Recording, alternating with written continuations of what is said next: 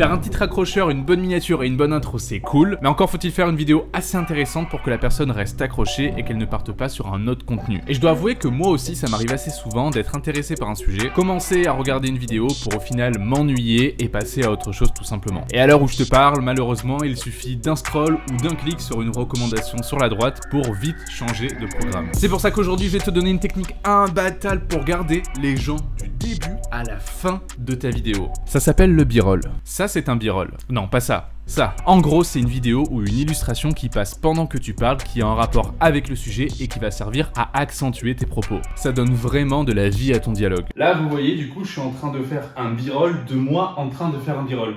C'est un peu perturbant, n'est-ce pas? Et tu as beaucoup d'exemples de youtubeurs connus qui utilisent cette technique. Matt Davella, Casey Neistat, Lena Situation,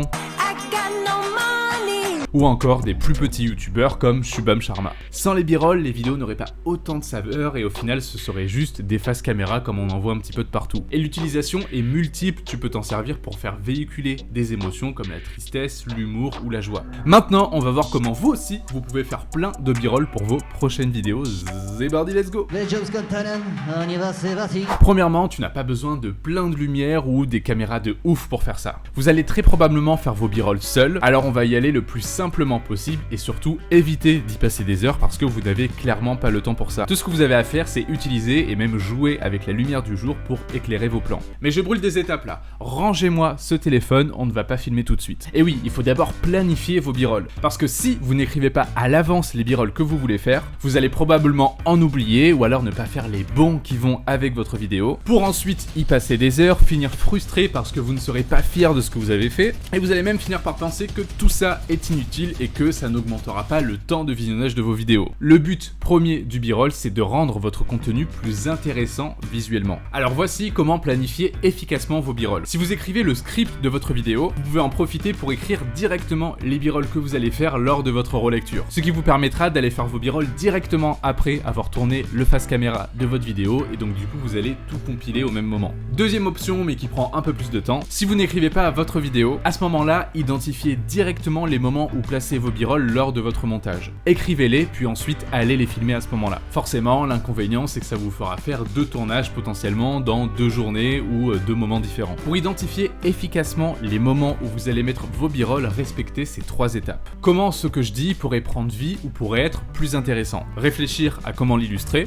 écrire puis tourner le b-roll sous 3 angles différents. Et là, vous vous dites peut-être, attends, sous 3 angles différents, Lucas, mais tu m'as pris pour un cinéaste ou quoi là? T'inquiète pas, c'est bien plus simple que tu ne le penses. Il existe énormément d'angles de caméra et donc d'angles sous lesquels prendre vos b-roll. Commencez par utiliser uniquement ces 3-là et puis avec de la pratique, vous vous rendrez compte de toutes les possibilités qui s'offrent à vous. Le premier, c'est ce que j'appelle le plan espionnage. Ça consiste à avoir un angle où on a un petit peu l'impression d'espionner la personne et on va voir qu'on est au fond de la pièce ou alors qu'on est caché derrière un pot de fleurs, un meuble, etc. Ensuite, on a le plan serré, par exemple sur un visage avec un petit flou derrière si votre téléphone vous le permet. Et ensuite, on a le plan large qui va prendre toute une partie de votre pièce pour par exemple montrer ce que vous êtes en train de faire.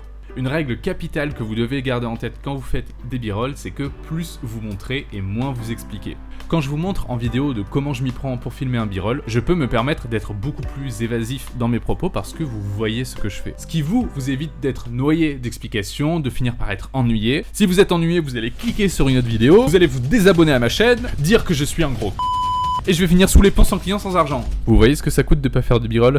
Bien sûr, il existe des alternatives comme aller prendre des illustrations libres de droit sur des sites comme Pexel par exemple. Le problème, c'est que c'est assez impersonnel et ça enlève un petit peu de charme à la vidéo. Ce sera toujours plus impactant les illustrations faites par vous, même si c'est moins beau que ce qu'on peut trouver sur internet parce que souvent les images sont de très bonne qualité. Maintenant que tu sais comment garder les gens de A à Z sur ta vidéo, encore faut-il qu'ils cliquent sur ta vidéo, sinon tout ce qu'on a vu aujourd'hui ne sert à rien. Pour ça, je t'invite vivement à rejoindre le Vidéo Club. C'est gratuit et toutes les semaines tu recevras des conseils exclusifs tirés de mes formations ou de mes coachings pour apprendre à multiplier tes vues grâce à des vidéos simples à réaliser. Clique sur le lien en description pour ne pas louper le prochain email. Ciao ciao!